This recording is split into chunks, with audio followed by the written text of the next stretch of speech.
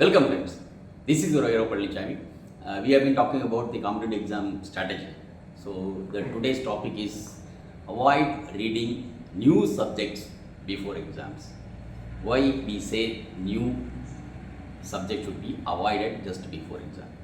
For example, in a board exam in a school or college level is something different. We can compare only school level, whether it's a 10th board exam or 12th board exam, where we have a few books and entire book you have read so many times, like you read for your class test, you read for the monthly test, then quarterly, half-yearly, annual, like there are revision tests. So you have read this subject at least 10 times or more than that. Then revision of those books, maybe around 200 to 300 books within 3 days of the holidays, you will be able to really recollect and re-evaluate whatever you can read. But same thing changes when you really enter into college. Normally your preparation changes and then you read once or twice, hardly once also, and you just go and then just vomit whatever you read in that 2-3 days of before exam, and then you forget about it.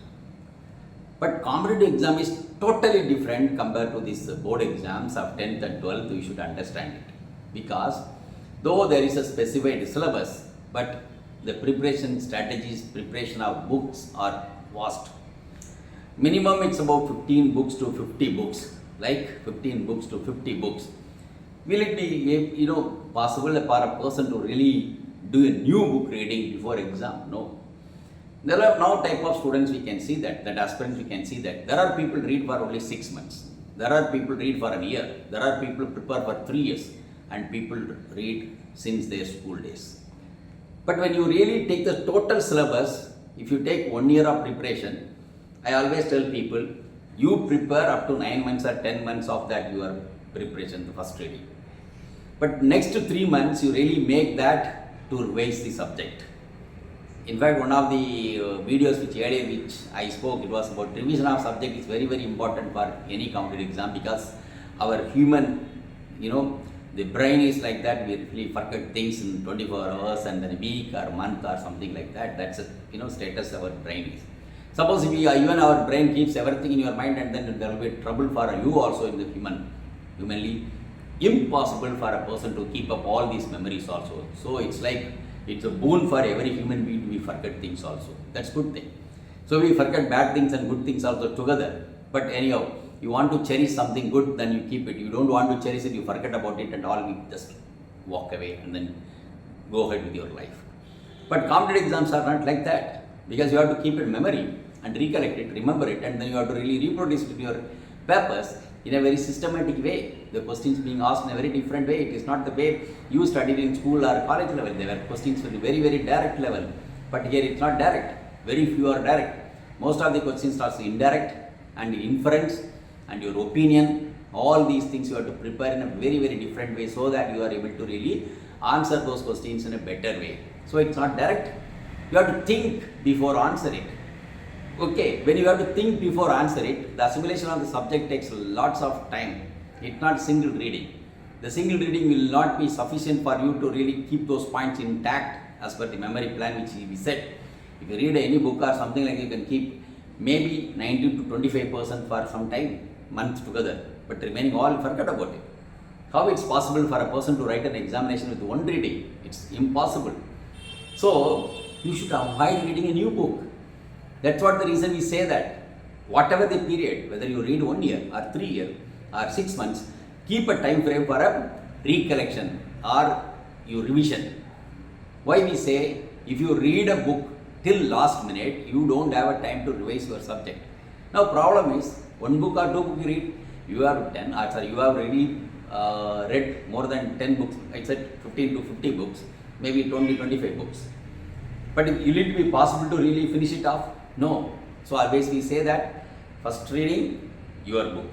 Second reading also book. And third reading can be your notes. That's what notes making is very, very important. And every topic you can have a 25 words to 250 words, even more than that.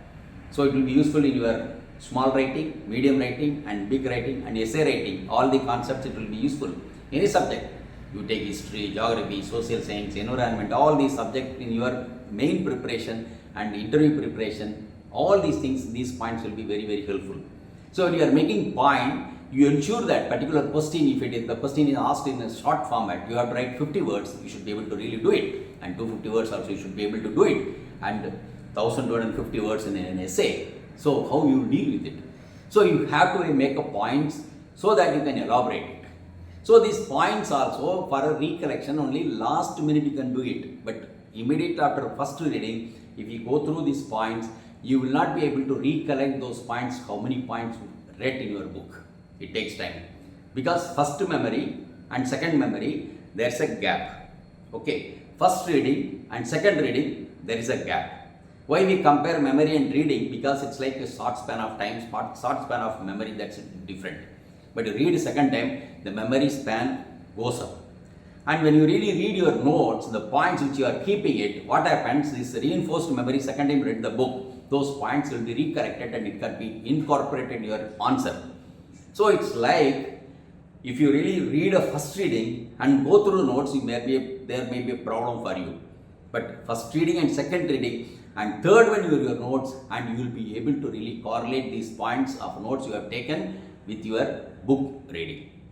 So always keep it last minute. Why we say that you avoid this last minute reading, last minute new book reading or new content reading. New content reading is not going to help you. The last, whatever the time frame which told 6 months to 1 year, then keeping it 3 months to 1.5 months, whatever the time which we are told, revise it. Revision plays a very, very important role in your memory reinforcement. Memory, recollecting, remembrance, all these things are different. Then you have to put all these things together and then you have to write the exam. Preliminary point of it, just recollecting, right? You can 1 or 2 points. Nowadays the questions are very tough, you have to remember every points also. It is not earlier years. 15-20 years exam, before that the civil service exam, the questions used to be very, very easy, and then there are elimination process. Now there is no elimination process. Elimination process is gone because of competition. It's a filter mechanism. So if you want to be away from the filtering, and then you have to keep these things in your better memory and do it. So that's what we suggest. Best thing is have a timetable. We will be talking about timetable also. Why you have to make a timetable? Why you have to stick to the timetable? All these things we will be talking in the coming videos. But this point, never ever read new subject.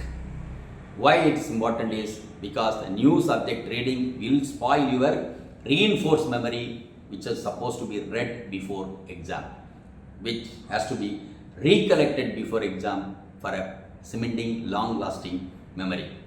So the takeaway point from this today's video is keep away these new books, new content reading before exam, at least 1.5 months. If it is 6 months, at least 2 to 2.5 months or 3 months if you have a lengthy period of 1 year, right? So read those things, and there also it's a flexible. I don't see that okay you keep 3 months, you keep 2 months, but it's all you, because your mental makeup, your memory intake, your memory retention, your recalling, it's all inherent quality. Every person is different. Every genetic makeup of a person is different. So you are different, you are born different, and your genetic makeup and your environment is different from other person. So this cannot be compared with a person who is having some other talent and you have some other talent, you have different management, the other guy has another management, girl has another management. No. So you are the best judge how you have to manage your timing. So keep a time for your revision, as we told earlier. So never ever read new content, new book before the exam, so that you avoid confusion, right? So thank you very much. So we will take some other topic in the next video. Thank you. For more videos, subscribe our channel. Please like, share and comment. Don't forget to click the bell icon.